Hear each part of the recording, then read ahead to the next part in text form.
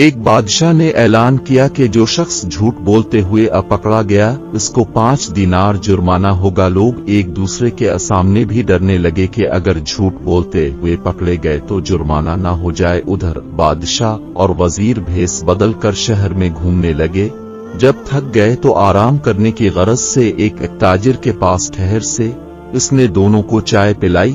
بادشاہ نے تاجر سے پوچھا، تمہاری عمر کتنی ہے؟ تاجر نے کہا، 20 سال۔ تمہاری پاس دولت کتنی ہے؟ تاجر نے کہا، 70,000 دینار۔ بادشاہ نے پوچھا، تمہاری بچے ہیں؟ تاجر نے جواب دیا کہ ایک۔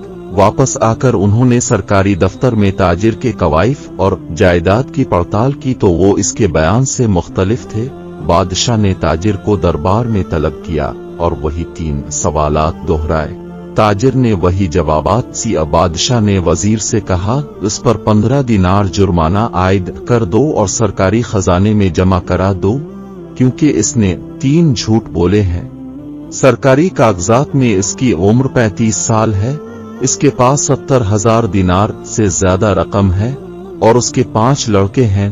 تاجر نے کہا، زندگی کے 20 سال ہی نیکی اور ایمانداری سے گزرے ہیں، اسی کو میں اپنی عمر سمجھتا ہوں، اور زندگی میں 70,000 دینار میں نے ایک مسجد کی تعمیر میں خرچ کیے ہیں، اس کو اپنی دولت سمجھتا ہوں، اور 4 بچے نالائق اور بد اخلاق ہیں، ایک بچہ اچھا ہے، اسی کو میں اپنا بچہ سمجھتا ہوں۔ یہ سوان کر بادشاہ نے جرمانے کا حکم واپس لے لیا اور تاجر سے کہا، ہم تمہاری جواب سے خوش ہوئے ہیں۔